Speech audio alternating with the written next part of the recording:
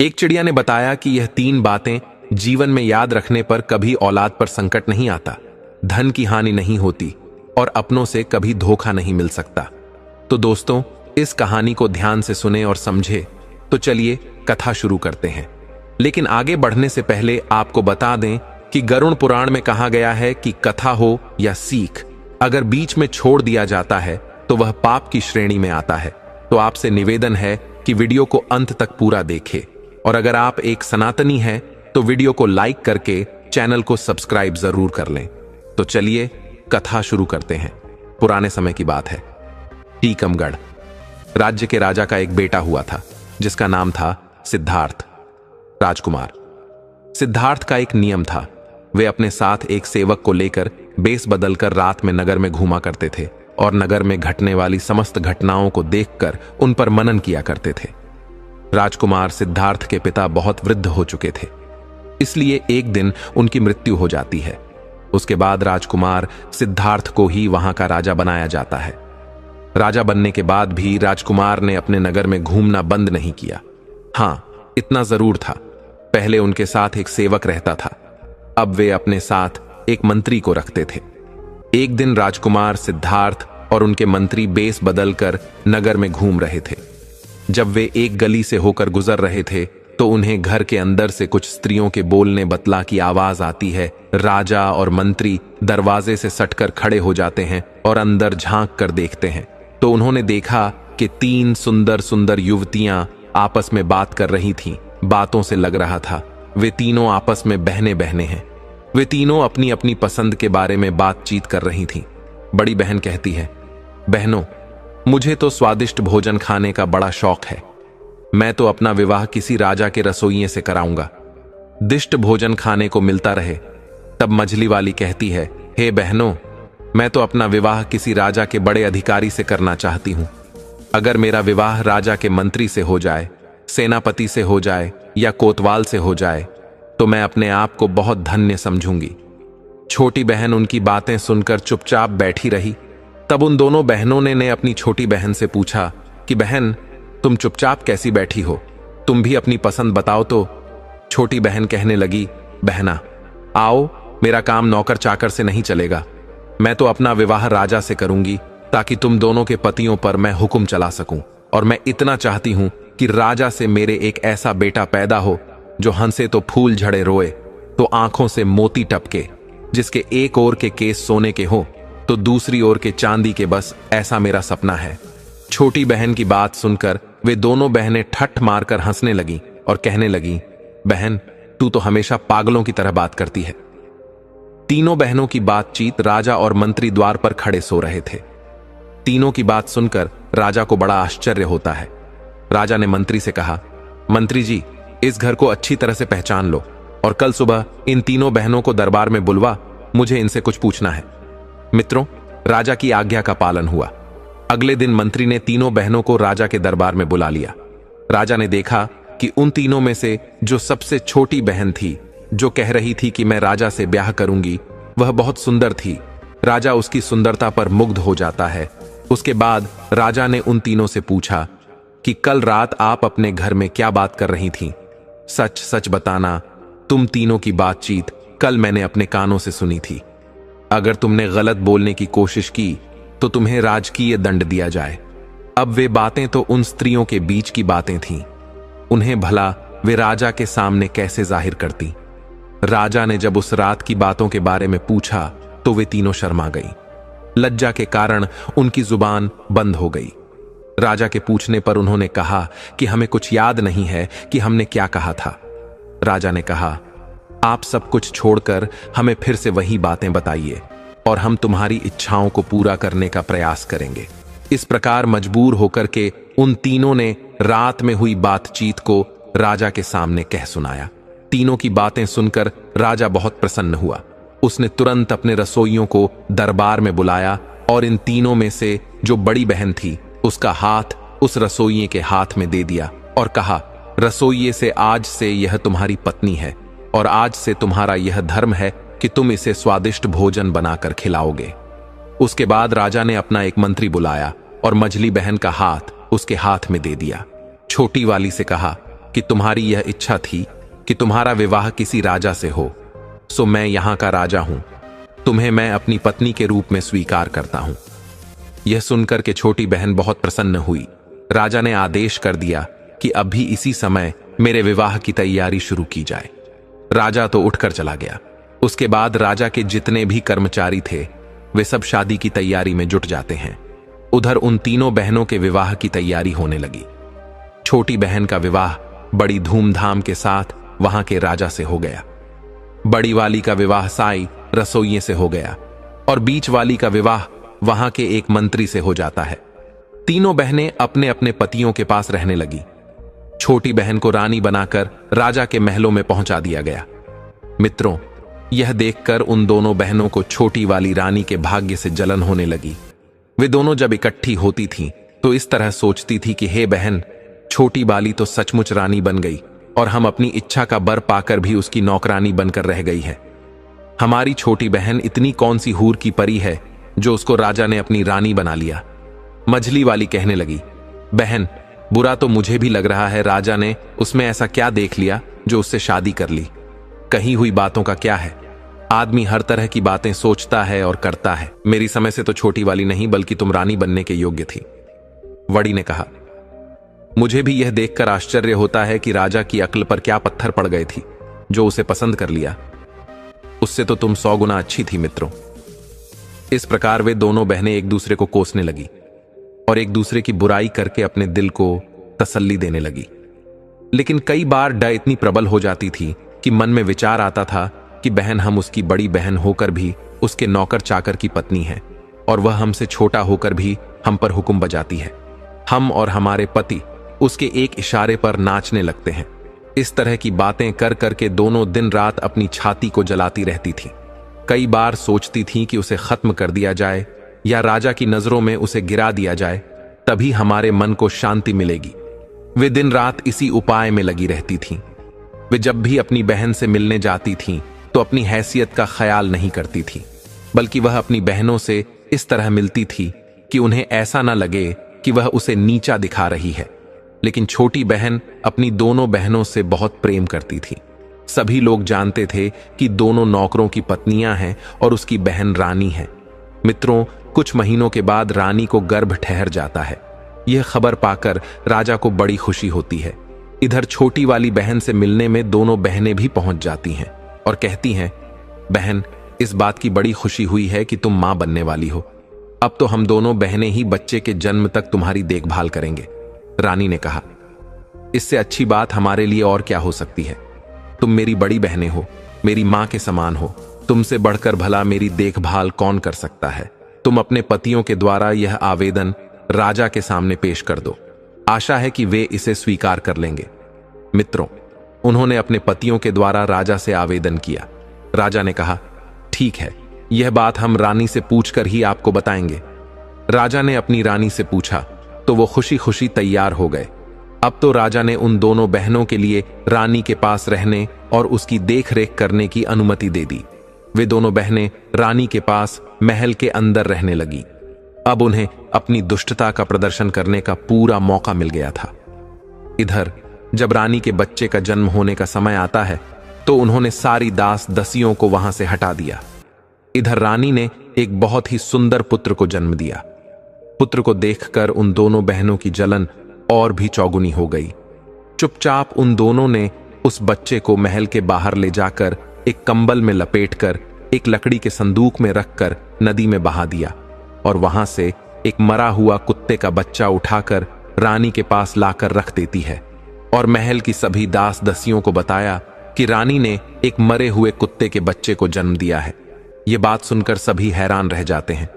इधर राजा को जब यह मालूम हुआ तो वह भी क्रोध से लाल पीला हो जाता है। राजा कहने लगा कि ऐसी स्त्री का मैं क्या करूंगा जो कुत्ते के बच्चों को जन्म देने वाली है। मैं तो इस रानी को मरवा दूंगा। राजा को ऐसा कहता देखकर मंत्री ने उसे समझा बुझाकर शांत किया। इधर वो संदूक नहर में बहता हुआ जाने लगा। नहर जो थी वो राजा के बगीचे से होकर जाती थी। बगीचे की रखवाली के लिए जो सिपाही नियुक्त किया गया था, उस सिपाही का घर भी नहर के किनारे बना हुआ था। उसने नहर में जाते हुए एक लकड़ी के संदूक को देखा तो उसे निकाल लिया। उस संदूक को खोल कर देखा, उसमें एक अत्यंत सुंदर तेजवान बालक लेटा हुआ था। बालक को देखकर सिपाही बड़ा हैरान होता है कि इस बालक को नहर में भला किसने छोड़ दिया है। उस सिपाही ने ज्यादा सोच विचार नहीं किया कि बच्चा नहर में किसने डाला है, क्यों डाला है। उसके भी कोई संतान नहीं थी, इसलिए वह उस बच्चे को उठाकर अपनी पत्नी के पास ले आया और बोला, भाग्यवान, आज हमें भगवान ने एक बच्चा दिया है। बच्चे को पाकर उसकी पत्नी भी बड़ी खुश हो जाती है। उस दिन के बाद बिना किसी से चर्चा किए उस सिपाही की पत्नी उस बच्चे का पालन पोषण करने लगती है।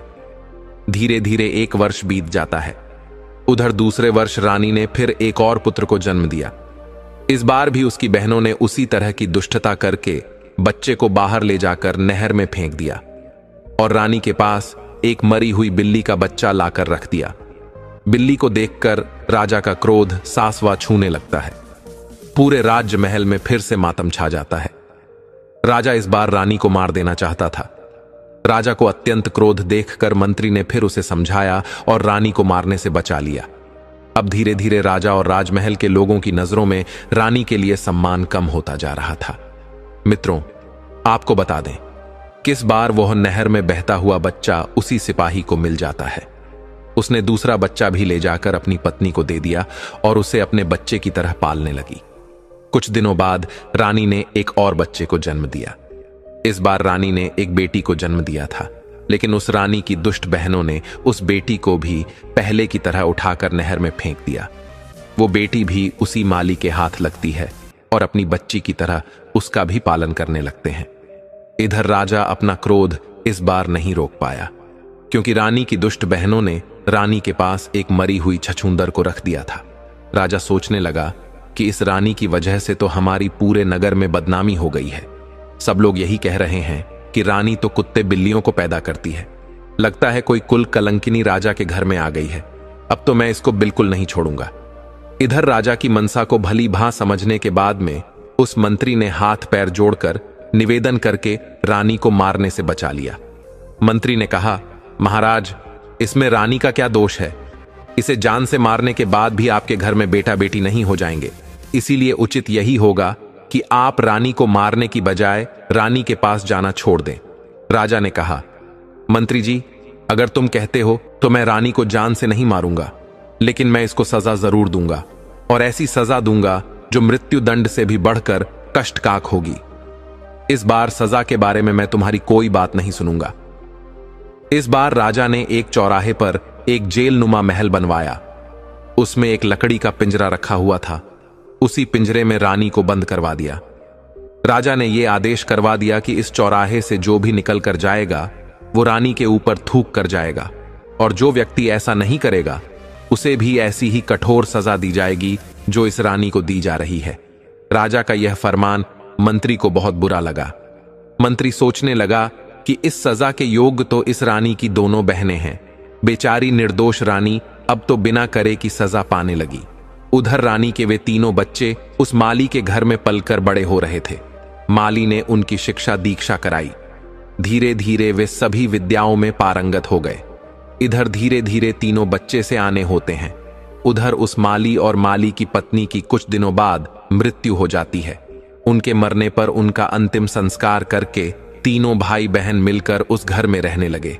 दोनों भाइयों को राजा के यहां नौकरी भी मिल जाती है, परंतु उनकी कभी राजा से भेंट नहीं हो पाई थी। एक दिन दोनों भाई शिकार खेलने को जाते हैं। उनकी बहन घर में अकेली थी, सिर्फ उसकी 2 दासियां उसके साथ थीं। उसी समय उसके यहां एक बड़ी मां आती है और उससे कहती हैं, बेटी, मैं तुम्हारे यहां कुछ समय के लिए ठहरना चाहती हूं। लड़की ने तुरंत अनुमति दे दी। लड़की ने बूढ़ी मां को भोजन कराया, उनकी खूब सेवा की। अपने घर के आसपास सुंदर बाग, बगीचे को और तालाब को दिखाया। वहां का सुंदर वातावरण देखकर बूढ़ी मां का भी हृदय खुशी से गदगद हो गया। लड़की ने पूछा, अम्मा, मेरे महल और बाग के बारे में तुम्हारी क्या राय है? क्या कोई और चीज की कमी है जो यहां होनी चाहिए? बुढ़िया ने कहा, बेटी, यह प्रश्न मुझसे ना करो तो अच्छा है।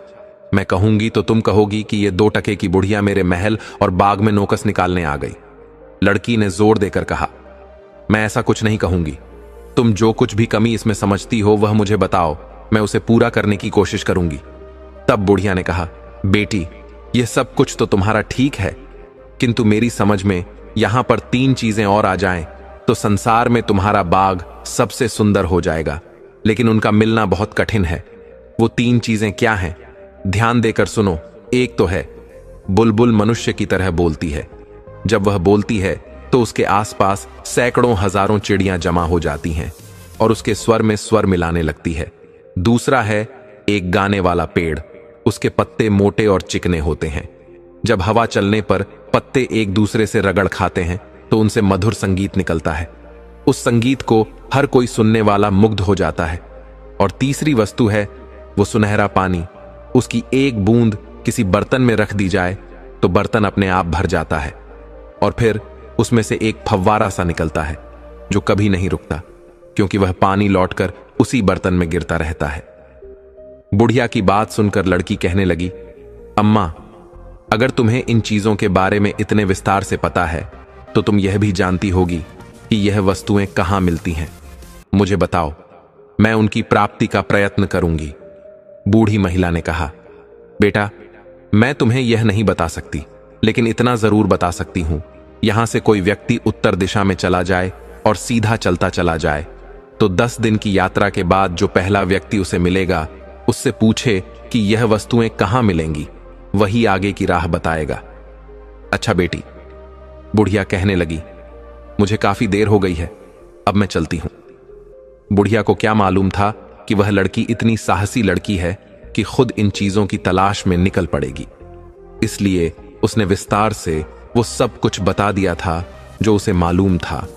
लड़की ने उसकी बताई हुई एक एक बात याद कर ली। इधर दोनों लड़के जब शिकार से लौट कर आते हैं तो अपनी बहन को उदास बैठा हुआ देखते हैं। उन्होंने पूछा, बहन, क्या बात है? आज तुम्हारी तबीयत खराब है क्या, या कोई बात तुम्हारी मर्जी के खिलाफ हो गई है? लड़की ने सिर झुकाकर कहा, नहीं भाई, ऐसी कोई बात नहीं है। भाइयों ने कहा, यह तो तुम झूठ बोल रही हो, कुछ ऐसा तो जरूर हुआ है जो तुम्हें दुख दे रहा है। अगर तुम नहीं बताओगी तो हम तुम्हारे पास से उठकर नहीं जाएंगे। तब लड़की ने देखा कि दोनों भाई बात जानने के लिए अड़े खड़े हैं, तो उसने कहा, मैं तुम्हें इसलिए नहीं बताना चाहती हूं कि जो मैं कहूंगी उसे सुनकर तुम चिंता में और कष्ट में पड़ जाओगे। खैर, जब तुम जिद कर रहे हो तो मैं बता देती हूं। हमारे पिता ने यह महल हमारे लिए बनवाया था और अपनी समझ शेष में सुंदरता और सजावट की कोई चीज की कमी नहीं रखी थी, लेकिन अभी भी इसमें कुछ कमियां हैं। किंतु आज मुझे 3 चीजों के बारे में मालूम हुआ है। अगर वे 3 चीजें इस बाग में आ जाएं तो हमारा महल अद्वितीय सुंदर हो जाएगा। दोनों राजकुमार ने पूछा, बहन, वे ऐसी कौन सी चीजें हैं? हमें शीघ्र बताओ। तब लड़की कहती है, भाइयों, एक तो उम्दा किस्म की बुलबुल जो बोलने वाली हो, जिसका गाना सुनकर हजारों पक्षी इकट्ठे होकर उसके स्वर में स्वर मिलाने लगते हो। दूसरा है गाने वाला पेड़, जिसके पत्तों से पत्ते रगड़ खाकर संगीत निकलता हो। और तीसरा है सुनहरा पानी, जिसकी एक बूंद से ही कभी खत्म ना होने वाला फुबारा बन जाता हो। मैं इसी चिंता में हूं कि इन्हें कैसे प्राप्त करूं। दोनों राजकुमारों ने पूछा, बहन, अगर तुम हमें यह बता दो कि ये तीनों चीजें कहां और किस दिशा में मिले तो हम तुम्हें ढूंढकर लाकर देने का प्रयास करेंगे। मित्रों, इस प्रकार अगले दिन उनमें से जो बड़ा राजकुमार था वह अस्त्र शस्त्र लेकर घोड़े पर बैठकर वह तीनों चीजें लेने के लिए चल देता है। तो लड़की रोने लगती है और कहने लगी, भैया, मैं कितनी दुष्ट हूं जो अपने शौक के लिए तुम्हें मुसीबत में फंसा रही हूं। मैं अपनी मांग वापस लेती हूं, अब कभी भी इन चीजों का जिक्र नहीं करूंगी, तुम मत जाओ। तब बड़े राजकुमार ने कहा, बहन, एक बार कमर कसकर मैं पीछे नहीं हटता। अगर मैं नहीं जाऊंगा तो हमेशा मेरे दिल में यह बात खटकती रहेगी कि मैं कायर हूं। मित्रों, राजकुमार ने अपनी बहन को एक खंजर दे दिया और कहा कि जब तक यह खंजर ठीक है मैं सकुशल हूं, लेकिन अगर इसमें से खून की बूंदें टपकने लगे तो समझ लेना मैं जीवित नहीं हूं। यह सुनकर के वे दोनों बहन भाई उदास होते हुए कहने लगे, भाई, तुम ऐसी खतरनाक यात्रा पर मत जाओ। लेकिन बड़े राजकुमार ने एक भी नहीं सुनी। उसने फौरन घोड़ा दौड़ा दिया और सीधी उत्तर दिशा की ओर चलता चला गया। चलते चलते 20 दिन का सफर तय कर लिया। तभी उसे एक अजीब सा दृश्य दिखाई दिया। उसने देखा कि एक झोपड़ी सी बनी हुई थी उसके बाहर एक बूढ़ा आदमी बैठा हुआ था। उसके बाल बर्फ की तरह सफेद थे। उसकी दाढ़ी, मूछें और बहुएं इतने बढ़ गए थे कि उसका पूरा शरीर ढक गया था। उसके हाथ और पैरों के नाखून बहुत बड़े बड़े हो गए थे। उसने अपना शरीर एक चटाई से ढक रखा था। उसके ऊपर उसके बाल पड़े हुए थे। राजकुमार देखकर समझ गया कि वह कोई तपस्वी साधु है जो ऐसे दुर्गम और निर्जन स्थान में अकेला बैठा है। जरूर उन चीजों के बारे में यह साधु जानता होगा। राजकुमार घोड़े से नीचे उतरा और उसने उस वृद्ध तपस्वी के पास जाकर प्रणाम किया। तपस्वी ने प्रत्युत्तर में कुछ कहा, लेकिन उनकी आवाज राजकुमार को समझ में नहीं आई, क्योंकि तपस्वी बालों से पूरी तरह ढके हुए थे। राजकुमार ने फौरन अपनी जेब से एक छोटी सी कैंची निकाली और कहा, तपस्वी महाराज, आपके बालों की वजह से आपकी आवाज मेरे समझ में नहीं आ रही है। यदि आप आज्ञा दें तो मैं आपकी दाढ़ी, मूछ और बालों को काट दूं। तपस्वी ने इशारे से कह दिया। हां, राजकुमार ने उनके सारे बाल काट दिए। अब तो साधु का चेहरा बिल्कुल बदल गया था। राजकुमार ने कहा, तपस्वी, यदि मेरे पास दर्पण होता तो मैं आपको जरूर दिखाता कि बालों के कटने के बाद आप बूढ़े से जवान हो गए हो। राजकुमार की ऐसी बातें सुनकर तपस्वी मुस्कुराया और बोला, बेटा, मैं तुम्हारी सेवा से प्रसन्न हूं। अब बताओ, इतनी दूर किस लिए आए हो? मैं तुम्हारी क्या मदद कर सकता हूं? तब राजकुमार ने बताया कि साधु महाराज, मैं बहुत दूर से उम्दा किस्म की बुलबुल गाने वाला पेड़ और सुनहरा पानी लेने आया हूं। आप मुझे बताएं कि यह वस्तुएं मुझे कहां मिलेंगी। राजकुमार की बात सुनकर साधु चुप हो गया। राजकुमार ने पूछा, महाराज, आप चुप कैसे हो गए? कृपया कुछ तो बताइए। यदि नहीं पता है तो आप मना कर दो। तब तपस्वी ने कहा, पुत्र, मुझे पता तो है, लेकिन मैं तुम्हें इसलिए नहीं बताना चाहता कि तुम्हारी सेवा के बदले मैं तुम्हें मुसीबत में डालना नहीं चाहता। वहां का मार्ग बड़ा कठिन है। सैकड़ों लोग वहां गए, लेकिन कोई लौटकर नहीं आया। इसीलिए मैं तुमसे कहता हूं, जहां से आए हो वहां वापस चले जाओ। राजकुमार ने कहा, बूढ़े बाबा, मैं जाने के लिए नहीं आया हूं। मुझे अपना कार्य पूरा करना है। मैंने अपनी बहन को वचन दिया है। इसमें चाहे मेरी जान ही क्यों ना चली जाए। तुम मुझे वहां तक पहुंचाने का रास्ता बता दो, बाकी मैं देख लूंगा। तुम मेरे युद्ध कौशल पर विश्वास करो। तपस्वी ने कहा, बेटे, यही तो मुश्किल है कि तुम्हें युद्ध कौशल दिखाने का अवसर ही नहीं मिलेगा। तुम्हें जो जो शत्रु मिलेंगे वे सामने से मुकाबला नहीं करते हैं, बल्कि छुपे तौर पर वार करते हैं। राजकुमार ने कहा, मैं छुपे तौर पर वार करने वालों से भी निबट अच्छी तरह से जानता हूं। आप मुझे वहां जाने वाला रास्ता बता दीजिए। बस मित्रों, तपस्वी ने उसे बहुत समझाया, लेकिन राजकुमार ने अपनी जिद नहीं छोड़ी। तब तपस्वी ने अपने झोले में से एक गेंद निकाली और कहा, मुझे तुम्हारे जीवन का बहुत अफसोस हो रहा है, लेकिन तुमने जिद पकड़ ली है तो अपना भला बुरा तुम स्वयं ही जानो। तुम घोड़े पर सवार होकर के इधर को जाओ और उस गेंद को भूमि पर गिरा दो। यह गेंद खुद ही लुढ़क लगेगी और तुम के पीछे पीछे चले जाना। जब तक ये लुढ़क रहे तब तक तुम चलते रहना। एक पहाड़ के नीचे जाकर यह गेंद रुक जाएगी। वही एक पेड़ से तुम घोड़े को बांध देना और फिर आगे पहाड़ पर चढ़ने लगना। तुम्हारे दोनों ओर काले पत्थर दिखाई देंगे। तुम उन पर ध्यान मत देना। इस दौरान तुम्हें पीछे से कई आवाजें सुनाई देंगी। तुम्हें कुछ धमकियां, कुछ गालियां सुनाई देंगी। तुम उन्हें अनसुना कर देना। अगर तुमने एक बार भी डर कर पीछे की ओर देखा तो तुम और तुम्हारा घोड़ा दोनों काले पत्थर के रूप में बन जाएंगे। वहां पड़े हुए काले पत्थर वही सब लोग हैं जो इन्हीं चीजों को लेने के लिए गए थे और पीछे लौटकर देखने के कारण वहां पत्थर बन गए। अगर तुम कुशलतापूर्वक पहाड़ की चोटी पर पहुंच गए तो वहां एक वृक्ष पर टंगा हुआ पिंजरा मिलेगा जिसमें गाने वाली चिड़िया मौजूद होगी। उस चिड़िया की बातों से तुम्हें डरना नहीं है, बल्कि उससे तुम उस गाने वाले पेड़ और सुनहरे पानी का पता पूछना। वो चिड़िया तुम्हें बताएगी कि यह चीजें कहां मिलेगी। इन सब चीजों को पाने बाद तुम्हारी राह में कोई खतरा नहीं रहेगा। बेटे, मैंने यह सब तो तुम्हें जरूर बता दिया, लेकिन अब भी मैं यही कहता हूं कि तुम वापस लौट जाओ। मैं साफ साफ देख रहा हूं, तुम वहां तक नहीं पहुंच पाओगे। उससे पहले ही काला पत्थर बनकर रह जाओगे। राजकुमार आगे के लिए चल देता है। तपस्वी ने वो गेंद लड़का दी। गेंद लुढ़कते लुढ़कते उसी पहाड़ी की तलहटी में जाकर रुक गई। वहां से ऊपर जाने के लिए एक बड़ा ही सखरा रास्ता था। राजकुमार ने घोड़े को वहीं बांध दिया और पहाड़ पर चढ़ने लगा। कुछ दूर आगे जाने पर उसे बड़े बड़े काले काले पत्थर दिखाई दिए। उन पत्थरों के बीच 5 कदम ही आगे बढ़ा होगा, तभी पीछे से कुछ आवाजें आनी शुरू हो जाती हैं। वे आवाजें उस राजकुमार को धमका रही थी। कोई आवाज कह रही थी, कौन है बेवकूफ जो आगे जा रहा है। कोई आवाज कहती थी, पकड़ो इसे। कोई कहती थी, यह कितना बड़ा दुष्ट है, इसे पकड़कर मार डालो। कोई उस पर चीखती थी, कोई चिल्लाती थी, कोई कहती थी, इसे घेर लो, जरूर ये उस चिड़िया को चुराने आया है। राजकुमार ने उन आवाजों की उपेक्षा की और तेजी से आगे के लिए बढ़ने लगा, लेकिन वह जितना आगे बढ़ रहा था उतनी ही आवाज तेज होती जा रही थी। उसके कानों के पर्दे फटने लगे, दिमाग सुन्न हो गया। तपस्वी ने उसे जो बताया था वो उसके दिमाग से निकल गया और एक बार वो मुड़कर पीछे देखने लगा। जैसे ही उसने पीछे देखा तो वो घोड़ा और राजकुमार दोनों काले पत्थर के बन जाते हैं। इधर अपनी बहन को राजकुमार जो खंजर देकर गया था कि मेरी मृत्यु होने पर इस खंजर से खून टपकने लगेगा। राजकुमारी उस खंजर को रोजाना म्यान से निकालकर देखती थी, लेकिन उधर जैसे ही राजकुमार काला पत्थर बना वैसे ही उसे खंजर से खून टपकने लगा। यह देखकर राजकुमारी जोर जोर से रोने लगी, सिर पटक पटक कर कहने लगी, हाय भैया, मेरी नादानी से तुम्हारी जान चली गई। ना जाने किस मनहूस घड़ी में वो कमबख्त बुढ़िया यहां आई थी। वो ना यहां आती और ना मैं इस झंझट में पड़ती। मैंने उसके साथ अच्छा व्यवहार किया, लेकिन उसने मुझे लालच में डाल दिया।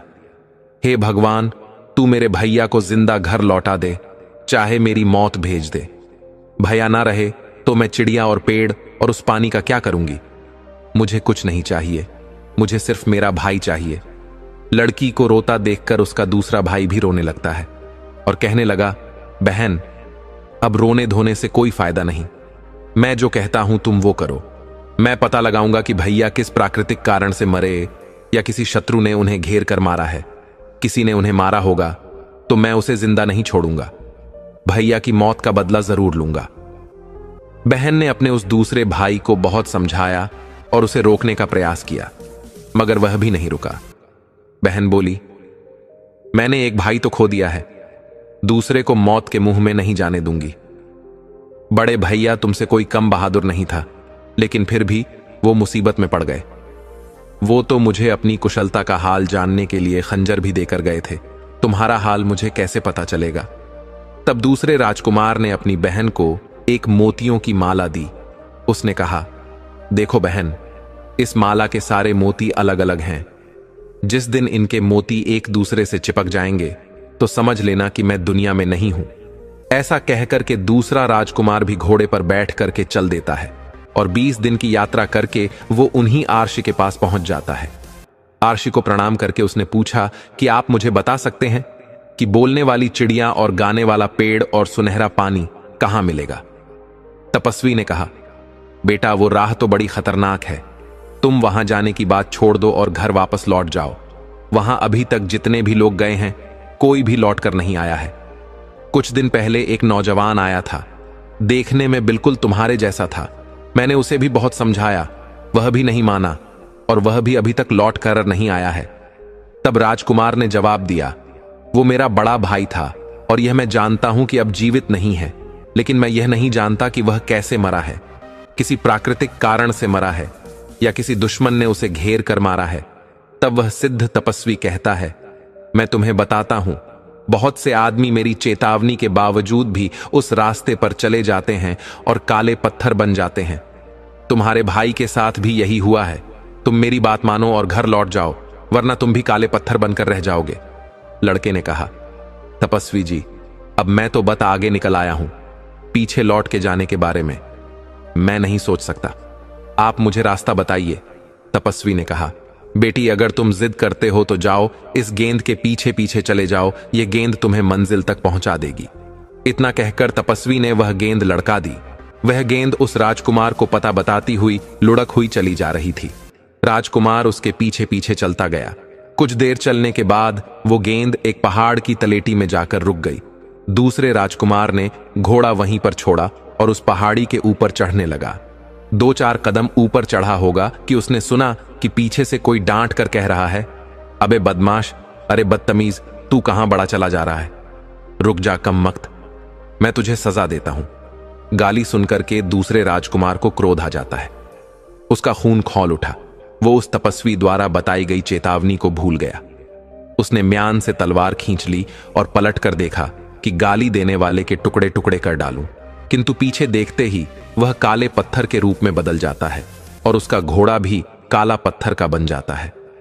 मित्रों, उधर राजकुमारी ने जब उस माला को देखा जिसे राजकुमार देकर गया था, वह माला उसने अपने गले में पहन रखी थी। उसने देखा कि माला के सारे मोती एक दूसरे से चिपक गए हैं। यह देखकर लड़की जोर जोर से चीख पड़ी। वह समझ गई कि उसका दूसरा भाई भी अब दुनिया में नहीं है। भाई के गम में वो बुरी तरह से रोने लगी और रोते रोते बेहोश हो जाती है। जब होश आता है तो उन्हें निश्चय किया कि मेरे ही कारण मेरे दोनों भाई मौत के मुंह में चले गए। मैं भी अब जीकर क्या करूंगी। मित्रों, वो लड़की भी सारी विद्याओं में निपुण थी।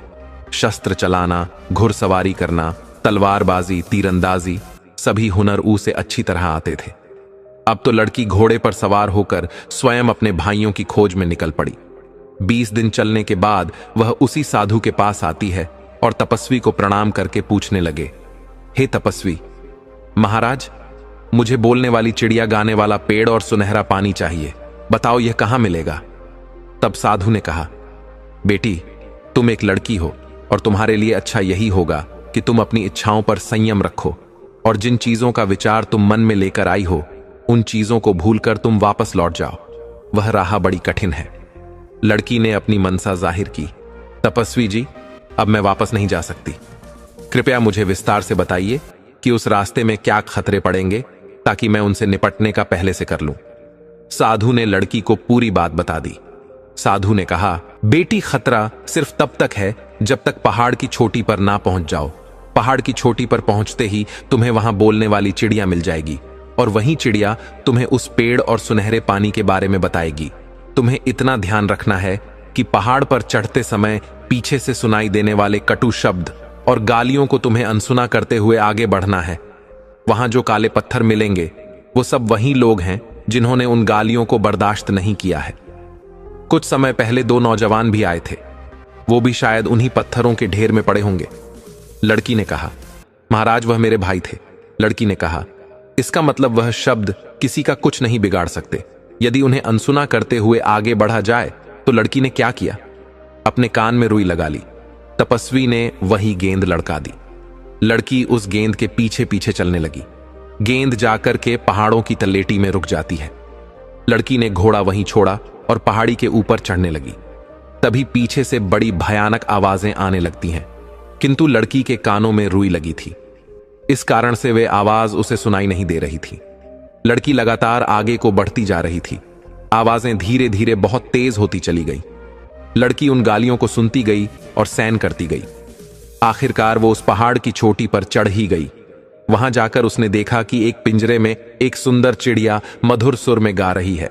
लड़की को देखते ही वह चिड़िया एकदम गरज कर कहने लगी, ए लड़की, खबरदार, मेरे पास मत आना। चिड़िया की डांट फटकार सुनकर राजकुमारी हंसने लगी और उसने दौड़कर उस चिड़िया का पिंजड़ा उठा लिया और कहने लगी, चिड़िया रानी, आज से मैं तुम्हारी मालकिन हूं। अब तुम हमेशा मेरे कब्जे में रहोगी। तो लड़की ने अब अपने कानों से रुई निकाल ली थी। चिड़िया बोली, तुम ठीक कह रही हो। अब मैं सदैव तुम्हारे पास रहूंगी।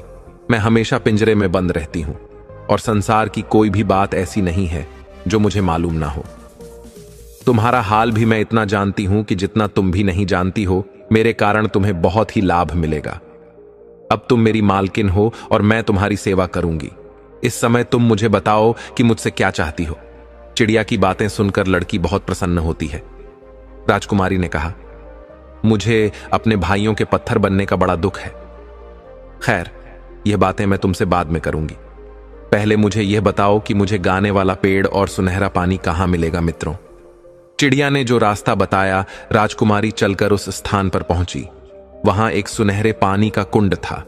लड़की ने एक चांदी की सराय में उस पानी को भर लिया। फिर उसने चिड़िया से गाने वाले पेड़ के बारे में पूछा तो चिड़िया ने कहा, तुम्हारे पीछे की ओर जो बड़ा सा जंगल है, इसी में वो गाने वाला पेड़ मिलेगा। वहां पहुंचकर तुम्हें खुद पता चल जाएगा कि वो पेड़ कौन सा है, क्योंकि उस पेड़ से संगीत निकलता होगा। राजकुमारी ने कहा, यह तो ठीक है, लेकिन मैं उस पेड़ को उखाड़ कर लाऊंगी कैसे। चिड़िया बोली, पेड़ नहीं उखाड़ना है, तुम सिर्फ उस पेड़ की एक टहनी तोड़कर ले आना। जब तुम अपनी बाटिका में उस टहनी को लगाओगी तो कुछ ही समय में वह टहनी पूरे वृक्ष के रूप में बदल जाएगी। उस चिड़िया के बताए अनुसार राजकुमारी उस जंगल में पहुंच जाती है और वहां से गाने वाले पेड़ की टहनी तोड़कर अपने पास लेती है। राजकुमारी को अब तीनों चीजें प्राप्त हो चुकी थीं, लेकिन उसे अपने भाइयों का सबसे ज्यादा ख्याल अपने दिमाग में बना हुआ था। उसने चिड़िया से पूछा, चिड़िया रानी, मेरे दोनों भाई रास्ते में काले पत्थर बने पड़े हैं, क्या मैं उन्हें फिर से जीवित कर सकती हूं? मैं तो यह भी नहीं जानती कि उन काले पत्थरों में मेरे भाई कौन से हैं। चिड़िया ने कहा कि तुम इस सराय में जो सुनहरा जल लेकर आई हो, एक एक बूंद उन शिलाखंडों पर डालते जाना, तुम्हारे भाई घोड़े सत फिर से जीवित हो जाएंगे। चिड़िया की बातें सुनकर राजकुमारी प्रसन्न हो गई और पिंजरा सुरा और टहनी लेकर पहाड़ से उतरने लगी। जहां जहां उसे काले पत्थर दिखाई दिए, उसने उन पर एक एक बूंद सुनहरा जल छिड़क दिया, जिससे जितने लोग पत्थर के बन गए थे, घोड़े सहित सब अपने असली रूप में आ जाते हैं। उन्हीं पत्थरों के बीच उनके दोनों भाई भी पड़े थे। भाइयों को जीवित देखकर राजकुमारी एकदम उनसे लिपटकर रोने लगी। कहने लगी, भाइयों, मुझे चिड़िया पानी और पेड़ की टहनी मिल गई है। इनसे मिलने से ही तुम फिर से जीवित हो पाए हो, और यहां पड़े जितने भी काले पत्थर थे, मैंने सबको जीवित कर दिया है।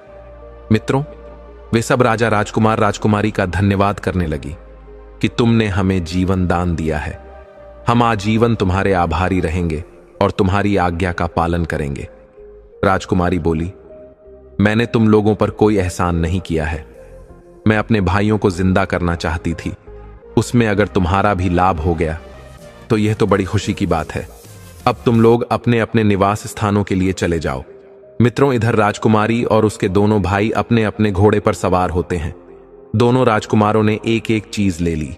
एक ने पानी की सराय ले ली तो दूसरे ने गाने का पेड़ और राजकुमारी ने चिड़िया का पिंजरा ले लिया। बाकी जितने भी लोगों को राजकुमारी ने जीवन दान दिया था, वे सब उनके पीछे पीछे चलने लगे। राजकुमारी और दोनों राजकुमार जब तपस्वी साधु की कुटिया पर उनका धन्यवाद करने के लिए आए तो साधु अपनी कुटिया से गायब हो चुके थे। वो तपस्वी इतने ही काम के लिए वहां मुद्दतों से बैठा हुआ था। उन तपस्वी साधु की सहायता से ही आज राजकुमारी को तीनों चीजें प्राप्त हुई थीं।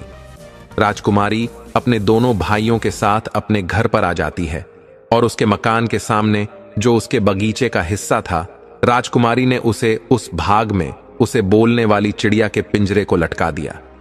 चिड़िया ने जैसे ही बोलना शुरू किया, उसके आसपास हजारों पक्षी आकर के जमा हो गए और वो चिड़िया के सुर में सुर मिलाने लगी। राजकुमारी ने थोड़ी दूर पर उस गाने वाले पेड़ की टहनी भी लगा दी थी। कुछ ही दिनों में वह विशाल पेड़ भी तैयार हो गया। अब हवा चलने पर उसके पत्तों की रगड़ से उसमें संगीत की धुनी फूट थी। राजकुमारी ने एक संगमरमर के पत्थरों से बाग में एक कुंड बनवाया। उस कुंड में वो सुनहरा पानी डाल दिया। कुछ ही देर में वो पानी से कुंड भर गया और उसमें से एक पानी का फुबारा उठकर खड़ा हो गया। मित्रों, कुछ ही समय में उस बगीचे की चर्चा पूरे शहर में होने लगी। सारे शहर के लोग तमाशा देखने के लिए राजकुमारी के बाग में आने लगे। धीरे धीरे पूरे शहर के लोग उन तीनों को जान गए और सब लोग राजकुमारी और उसके भाइयों से बहुत प्रेम करने लगे। एक दिन दोनों राजकुमार शिकार खेलने के लिए जाते हैं। सहयोग से उसी समय उसी जंगल में वहां का राजा भी शिकार खेलने के लिए आता है। अचानक दोनों राजकुमार राजा के सामने आ जाते हैं। दोनों राजकुमारों ने राजा को प्रणाम किया। वे दोनों राजकुमार इतने सुंदर थे कि उनकी सुंदरता को देखकर राजा उन्हें देखता ही रह जाता है। उसने उनका नाम और निवास स्थान पूछा। दोनों राजकुमारों ने हाथ जोड़कर कहा, महाराज, हम लोग आपके भूतपूर्व सिपाही के पुत्र हैं। हमारे पिता अब इस दुनिया में नहीं है। हम दोनों अपनी बहन के साथ जंगल के किनारे उस महल में रहते हैं जो मेरे पिता ने आपसे अनुमति लेकर बनवाया था। हमें वो इसलिए अच्छे वातावरण रखते हैं कि बड़े होकर के हम आपकी सेवा करें। राजा ने कहा, यह तो ठीक है, लेकिन लगता है तुम यहां शिकार खेल रहे थे। क्या तुम्हें मालूम नहीं था? यह साई शिकारगाह है और यहां कोई शिकार नहीं खेल सकता। दोनों राजकुमारों ने निवेदन किया, क्षमा करें महाराज, हमारे पिता की असम मौत हो गई है। हमारा निर्देशक कोई नहीं है, इसलिए हम लोगों का ज्ञान अधूरा है और अन्य नौजवानों की तरह हमसे भी भूल हो जाती है। मित्रों, राजकुमारों की राय भरी बातें सुनकर राजा मुस्कुरा जाता है। कहने लगा, पुत्रों, क्या तुम्हें शिकार खेलना भी आता है या नहीं? दोनों ने जवाब दिया, हाँ महाराज, हमें शिकार खेलना अच्छी तरह से आता है। आप हमें अवसर देकर तो देखें। तब राजा ने कहा, ठीक है, हम तुम्हें अवसर देते हैं। तुम हमें शिकार खेलकर दिखाओ मित्रों। दोनों राजकुमारों ने थोड़ी ही देर में खक, शेर और एक रीछ का शिकार करके राजा के सामने लाकर रख दिया। राजा उन दोनों राजकुमारों की वीरता देख बहुत खुश होता है और कहने लगा, हे पुत्रों, मैं तुम्हें तुम्हारी वीरता से अलग नहीं करना चाहता, इसलिए मैं चाहता हूं कि तुम लोग मेरे साथ महल में चलो, मेरे साथ भोजन करो। राजकुमारों ने कहा, महाराज, इस समय हम आपके साथ नहीं चल सकते। हम इस उद्दंडता के लिए क्षमा चाहते हैं। राजा ने आश्चर्य से पूछा, क्यों नहीं चल सकते? तो उन्होंने बताया कि हमारी एक बहन है। हम तीनों जो भी करते हैं, तीनों की सलाह करते हैं। हम अपनी बहन की सलाह लेकर ही आपके यहां आ सकेंगे। राजा ने कहा, मुझे इस बात की बड़ी खुशी है कि तुम भाई बहन एक दूसरे की सलाह से काम करते हो। राजा ने कहा, ठीक है, आज तुम अपने घर जाओ और अपनी बहन से पूछकर कल तुम इसी जगह पर हमें आकर मिलना। इस प्रकार दोनों राजकुमार राजा से आज्ञा लेकर अपने घर चले आते हैं, लेकिन वह उस घटना के बारे में बातचीत करना अपनी बहन से भूल गई। अगले दिन जब वे फिर उसी जंगल में शिकार खेलने गए तो राजा ने फिर पूछा कि तुमने अपनी बहन से सलाह ली या नहीं? राजा के पूछने पर वे दोनों घबरा जाते हैं, एक दूसरे की ओर देखने लगे। उन्होंने कहा, महाराज, हमसे भूल हो गई, हम इस बात की चर्चा करना भूल गए। राजा ने कहा, कोई बात नहीं है, आज नहीं तो कल पूछ लेना। दोनों राजकुमार अपने घर आते हैं और अपनी बहन से कहते हैं कि बहन, आज हम शिकार खेलने गए थे तो हमें यहां का राजा मिला था और राजा ने हम दोनों को अपने आप भोजन पर बुलाया है। राजकुमारी ने कहा, यह तो तुम्हारे लिए सौभाग्य की बात है, लेकिन रुको राजा योगी, अग्निजल, इनकी उल्टी रीत इनसे बचकर चालियो, थोड़ी पालियो प्रीत। मैं उस बोलने वाली चिड़िया से पहले पूछ लूं कि राजा का निमंत्रण हमें स्वीकार करना चाहिए या नहीं। राजकुमारी फौरन चिड़िया का पिंजरा लेकर अपने कमरे में आई और पूछने लगी कि चिड़िया रानी, तुम्हें तो सारी बातें पता है, तुमसे कोई बात नहीं छुपी है और तुम सलाह हमेशा सही होती है। मुझे तुमसे एक सलाह लेनी है। मेरे दोनों भाइयों को राजा ने अपने यहां भोजन पर बुलाया है, बताओ तुम्हारी इसमें क्या राय है? चिड़िया ने कहा, मालकिन, तुम्हारे भाइयों को राजा की आज्ञा जरूर माननी चाहिए। राजा पूरे राज्य का मालिक होता है, उनका मेहमान बनने में इन दोनों को किसी प्रकार की कोई हानि नहीं होगी। वे शौक से जाएं। लेकिन दोनों राजकुमार राजा के लिए भी अपने घर भोजन का निमंत्रण देकर जरूर आए। राजकुमारी ने पूछा, हे चिड़िया, मुझे एक बात और बताओ, मेरे भाइयों के निमंत्रण पर अगर राजा हमारे घर आएगा तो मुझे राजा के सामने निकलना चाहिए या नहीं? चिड़िया ने कहा, इसमें कोई हर्ज नहीं है राजा। हर बात से अपनी प्रजा के लिए पिता के समान होता है और पिता के सामने जाने में किसी भी तरह की झिझक नहीं होनी चाहिए। चिड़िया से पूछने के बाद राजकुमारी ने अपने दोनों भाइयों को राजा के निमंत्रण पर जाने का आदेश दे दिया।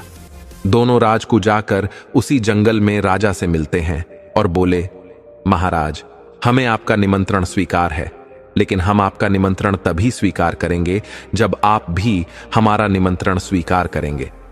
मित्रों, इस प्रकार राजा उन दोनों राजकुमारों को अपने महल में बुलाकर ले जाता है और उन दोनों की खूब अच्छे से खातिरदारी करता है। राजा ने उनकी इतनी अच्छी खातिरदारी की कि कई दरबारी और सरदारों को ईर्ष्या तक होने लगी। किन अजनबियों के प्रति राजा इतना दयावान क्यों है? राजा के सभी कर्मचारियों को इस बात पर बड़ा ही आश्चर्य हो रहा था। सब लोग यह सोचकर हैरान थे, किन अपरिचित का इतना सम्मान क्यों हो रहा है। दोनों राजकुमारों के रंग, रूप, आचार, व्यवहार से सभी प्रभावित थे। उनमें आपस में बातें होती थीं कि राजा ने जिस रानी को पिंजरे में कैद कर रखा है, अगर उसके पेट से बच्चा पैदा होता तो आज इतने ही बड़े बालकों के रूप में होता। मित्रों, इधर जब राजा महल में आता है तो भोजन का समय हो जाता है। दास दसियों ने सोने के पात्रों में भोजन परोसा। राजा ने उन दोनों कुमारों को भोजन करने के लिए बैठने को कहा। दोनों राजकुमार बड़े ही संस्कारी थे। राजा ने उनकी कई तरह से परीक्षा लेकर देख लिया, लेकिन हर परीक्षा में खरे उतरे।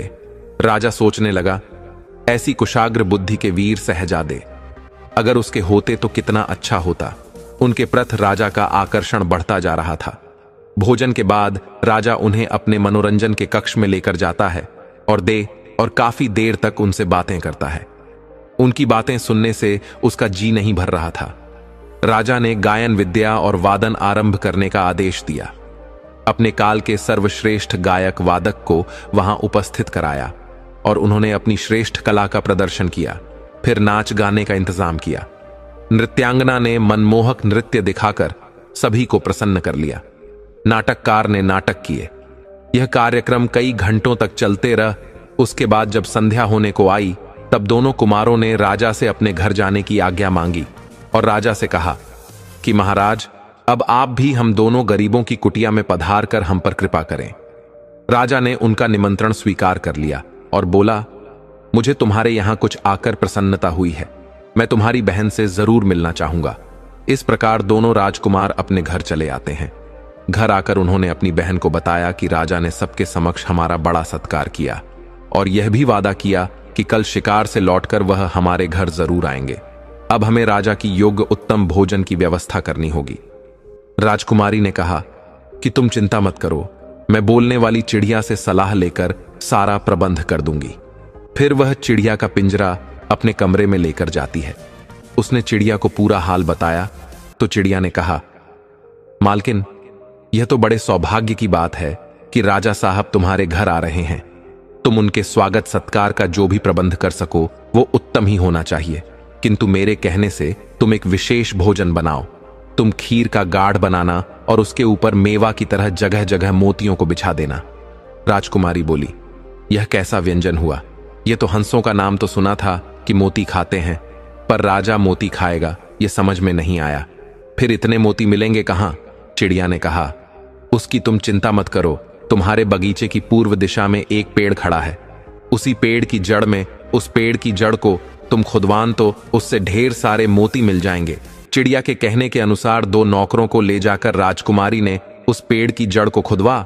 या तो उस पेड़ की जड़ में एक सोने का संदूक निकला जिसमें तरह तरह के आभूषण और सुंदर मोती भरे हुए थे। राजकुमारी यह देखकर बहुत खुश होती है। अब उसे चिड़िया पर बहुत अधिक विश्वास हो गया था। इधर राजकुमारी ने मकान की ऐसी सफाई कराई कि मकान चमकने लगा। समय दोनों राजकुमार बढ़िया कपड़े पहनकर घोड़ों पर सवार होते हैं और शाही शिकार गांव में पहुंच जाते हैं। शिकार गांव में कुछ देर तक उन्होंने राजा के साथ रहकर शिकार खेला, किंतु उस रोज गर्मी अधिक थी। धूप बहुत तेज पड़ रही थी, इसलिए उस दिन उन दोनों ने शिकार खेलना जल्दी खत्म कर दिया और अपने सैनिकों को वापस भेज दिया। राजा अपने दोनों सैनिकों के साथ उस कुमार के घर आता है। उधर जब राजा उनके द्वार पर आया तो राजकुमारी ने हाथ जोड़कर राजा को प्रणाम किया। राजकुमारों ने बताया कि यह हमारी बहन है। राजा ने राजकुमारी के सर पर हाथ रख दिया और वह राजकुमारी की सुंदर सूरत को काफी देर तक निहारता रहा। राजकुमारी की सूरत को देखकर राजा को कुछ याद सा आ रहा था कि उसकी सूरत जरूर किसी से मिलती जुलती है, मगर वह समझ नहीं पा रहा था कि उसकी सूरत किससे मिलती है। उसके बाद राजकुमारी राजा को अपने घर के अंदर बुलाकर ले जाती है और अपने घर की प्रहिस्से को, बाग बगीचे को राजा को दिखाती है। राजा ने पूरा भवन देखकर कहा, तुमने अपने महल की सजावट और रख रखा बहुत अच्छे ढंग से किया है। अब मुझे अपना बाग भी दिखाओ। कोई आदमी मुझसे तुम्हारे बाग की बहुत तारीफ कर रहा था। यह बाग तुम्हारे पिता के द्वारा लगाया हुआ था। राजा बाग को गौर से देखने लगता है। उस बाग में सब कुछ तो सुंदर था, लेकिन उस बाग के बीच में जो फुबारा था, राजा की नजर उस पर जम गई। उस फुबार केर सुनहरा पानी काफी ऊंचाई तक उछल रहा था। राजा ने पास में जाकर देखा तो हैरान रह गया। तब तक उसे एक पेड़ से बहुत सुंदर संगीत की धुनी सुनाई देने लगी। राजा कहने लगा, लगता है इन्होंने अपने बगीचे में गाने बजाने वालों का भी इंतजाम कर रखा है, क्योंकि बाग से बड़े ही सुंदर संगीत की धुनी सुनाई दे रही थी। तो राजा ने उनसे पूछा, क्या सचमुच तुमने गाने बजाने वालों का अपने बाग में प्रबंध कर रखा है? तो राजकुमारी हंसकर कहने लगी, महाराज, यहां कोई गवैया नहीं है। हमारे बगीचे में एक पेड़ है, इसके पत्तों की रगड़ से संगीत निकलता है मित्रों। राजा उसे देखकर हक्का भक्का रह जाता है। वास्तव में पेड़ से संगीत निकल रहा था। राजा ने कहा, यह तो बड़ी अजीब सी चीज है। इनके जैसी चीजें तो मैं कल्पना भी नहीं कर सकता। तुमने यह कहां से पाई है? राजकुमारी ने कहा, महाराज, यह मत पूछो कि हमने कहां से पाई हैं। इन्हें मौत के मुंह से निकालकर हम लाए हैं। राजकुमारी ने राजा से कहा, मेरे पास एक और अजीब चीज है जिसे आप और देख ले। वो एक चिड़िया है जो आदमी की तरह बोलती है, और जब यह गाती है तो सारे पक्षी जमा हो जाते हैं और इसके सुर में सुर मिलाते हैं। राजा उस चिड़िया को बड़े ही गौर से देखने लगा। जब वह चिड़िया को देखता है तो फिर उसे बीती हुई बातें याद आने लगती हैं। फिर उस चिड़िया ने सारी कहानी उस राजा को सुनाई जो पहले बीत चुकी थी। तो राजा अब बातें सुनकर अपना सर पकड़ लेता है और कहता है कि यह सारी बातें तो हमें रानी की बहनों ने बताई थी, जो रानी की सगी बहनें थीं, क्योंकि वे उसकी शुभ चिंतक थीं। तब चिड़िया ने कहा, सरकार, यही तो भूल हुई है आपसे कि आपने उन्हें शुभ चिंतक समझा जब से उन्होंने देखा कि वे नौकरों से बहाई गई हैं और छोटी बहन राजरानी बन गई है तो जलकर मरी जा रही थी। उन दुष्टों ने इस बात का भी ख्याल नहीं किया कि रानी ने शादी के बाद भी उनसे बहनों जैसा प्रेम रखा था। रानी को मृत्युदंड दिलाने के लिए उन्होंने 3-3 बार सफेद झूठ बोला है। वह तो भला हो उस मंत्री का जिसके कारण रानी की जान बची है। रानी के प्रति अपने दुर्व्यवहार को याद करके राजा की आंखों में आंसू आने लगे। चिड़िया फिर बोली, सरकार, अपने सामने बैठे इन तीनों बच्चों को गौर से देखिए। ये तीनों बच्चे, पिल्ला बिल्ली का बच्चा और अंदर, जिन्हें आपकी रानी ने जन्म दिया था। रानी की दुर्दशा उनकी बहनों के कारण हुई है। रानी की बहनों ने इनके जन्म पर इनकी जगह मरे हुए जानवर रख दिए और इन्हें कंबल में लपेटकर टोकरी में डालकर नहर में फेंक दिया था ताकि यह डूब कर मर जाए और किसी को पता भी ना चले। किंतु भगवान को इन्हें जीवित रखना था। आपके दरबार का जो माली था उसने इन तीनों को नहर से निकलवा लिया क्योंकि उसके कोई संतान नहीं थी। इसलिए उसने इनका लालन पालन किया और अपनी संतान की ने पाल पोछ कर बड़ा किया। इन्हें भली प्रकार की शिक्षा दिलाई और इनके लिए यह महल बनवाया है सरकार। यह तीनों कोई और नहीं, आपकी रानी की संतानें हैं। तब राजा ने चिड़िया से कहा, चिड़िया, तुझे मैं किस तरह से धन्यवाद दूं? दुश्मनों की दुष्टता और रानी का निर्दोष होना मेरे सामने आज तुमने स्पष्ट कर दिया है। मेरे बच्चों को तूने पहचानवाया है। मैं बराबर सोचता था कि इन लड़कों के प्रति मन में अकारण ममता क्यों उपजती है। मैं उनकी बातों पर नाराज क्यों नहीं हो पा रहा हूं। इस प्रकार राजा ने अपने तीनों बच्चों को गले लगा लिया। चारों की आंखों में आंसुओं की धार बहने लगी। आज अपने बच्चों से मिलकर राजा बड़ा खुश होता है। राजा को ऐसा लग रहा था जैसे उसकी आत्मा लौट आई हो। फिर उसके बाद सबने मिलकर भोजन का आनंद लिया। कुछ देर बातें करने के बाद राजा ने कहा कि अब मैं महल को जाता हूं, कल फिर वापस आऊंगा।